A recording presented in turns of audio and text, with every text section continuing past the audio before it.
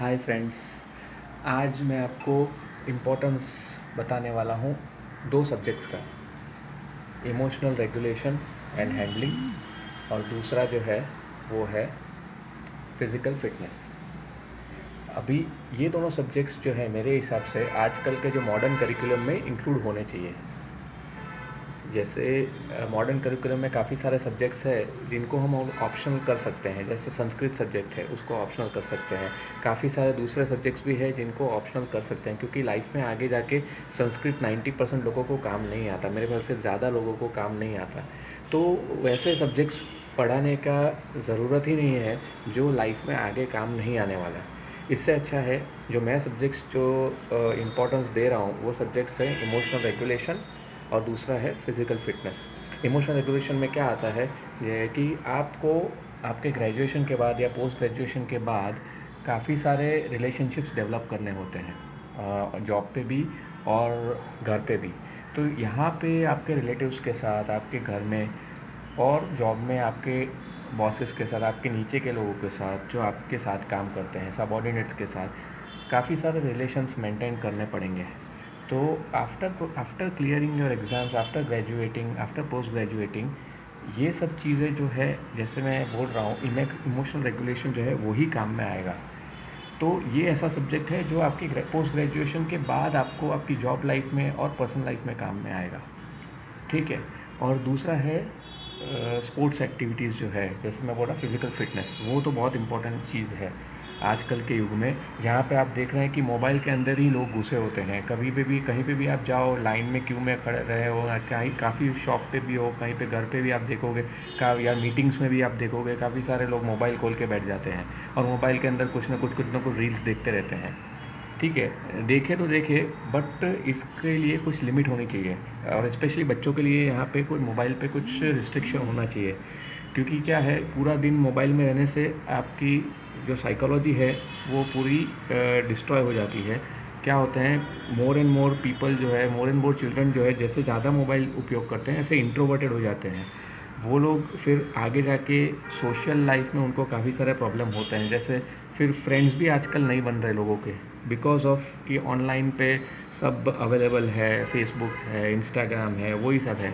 तो दोस्तों जो फिज़िकल फ्रेंड्स है, जैसे हम लोग छोटे थे तब हमारे कितने सारे फ्रेंड्स हैं और सबके साथ हम लोग एंजॉय करते थे, आउटडोर एक्टिविटीज़ करते थे, एडवेंचर करते थे, स्पोर्ट्स खेलते थे, क्रिकेट खेलते थे। तो वो सब जो है आजकल के बच्चों में दिख नहीं रहा है। तो ये सब मोबाइल की वजह से है। तो मोबाइल को रिस्ट्रिक्ट करना चाहिए और फिज़िकल एक्टिविटी पे स्ट्रेस देना चाहिए, जैसे फ़िज़िकल ट्रेनिंग, जैसे जो फिटनेस जो जिससे बढ़ती है। तो ये फ़िज़िकल फिटनेस एक सब्जेक्ट है जो इंक्लूड करना चाहिए कंपलसरी, जिसमें 90% प्रैक्टिकल्स ही होने चाहिए, कोई थियरी नहीं होना चाहिए जिससे कि बच्चे बोर हो जाए, वैसा कुछ होना नहीं चाहिए। फ़िज़िकल फिटनेस जो है वो काफ़ी सारा इंक्लूड होना चाहिए, और उसके अंदर योगा भी आना चाहिए, मेडिटेशन भी आना चाहिए, जिसका लिंक इमोशनल रेगुलेशन से होता है। तो अभी इमोशनल रेगुलेशन जो है वो आजकल के युग में और आने वाले युगों में काफ़ी ज़रूरत रहेगी, क्योंकि आजकल साइकियाट्रिस्ट और काउंसलर्स जो हैं उनकी डिमांड बढ़ गई है। क्योंकि जैसे अपना जो यूथ है उसको अपने लाइफ में, अपने कैरियर में, एकेडमिक्स में उनको काफ़ी सारे अप्स एंड डाउन्स झेलने पड़ते हैं। जैसे कोई फेल हो रहा है तो उसको वो फेलियर बर्दाश्त नहीं कर सकता, तो फेलियर को कैसे एक्सेप्ट करे और आगे बढ़े, तो वो एक इम्पॉर्टेंट चीज़ है।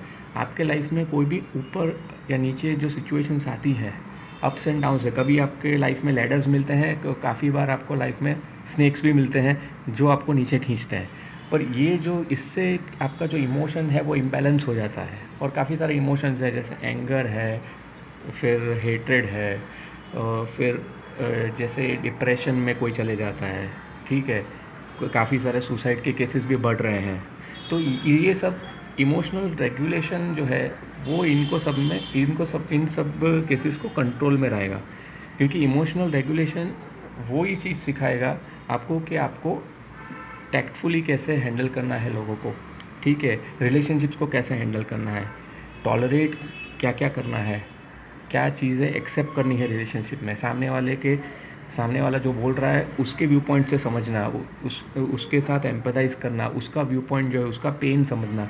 तो ये सब चीज़ें हैं, जैसे एक्सेप्टेंस ऑफ फेलियर, टॉलरेंस, फिर एडजस्टमेंट्स, कॉम्प्रोमाइज़ आप करोगे अपने आसपास के रिलेशंस में, तो ये सब चीज़ें, और सबसे इम्पोर्टेंट पेशेंस, तो ये सब चीज़ें आती हैं इमोशनल रेगुलेशन में। तो इमोशनल रेगुलेशन ये सब चीज़ों से होता है, ठीक है। तो ये इम्पोर्टेंट सब्जेक्ट है जो मेरे हिसाब से आई एम 100% श्योर ये इंक्लूड होना चाहिए आजकल के यूथ के करिकुलम में, और शुरू से इंक्लूड होना चाहिए। और उसके बाद जो बात आती है वो फिज़िकल फिटनेस, जैसे मैंने आपको बताया स्पोर्ट्स एक्टिविटीज़, वो सब आउटडोर एक्टिविटीज़ मेनली होना चाहिए। तो ये 2 सब्जेक्ट्स है, फिज़िकल फिटनेस और इमोशनल रेगुलेशन। ये दोनों सब्जेक्ट्स डेफिनेटली आप मुझे हेल्प करिए, और आप मेरा ये मैसेज लाइक करिए आपको अच्छा लगा तो, और उसको शेयर करिए जितना हो सके उतना, कि हम लोग एक मुहिम छेड़ सकते हैं to the education boards and to the departments, to educational department, to include these 2 subjects and to remove all the unnecessary subjects which are not required in life. Thank you.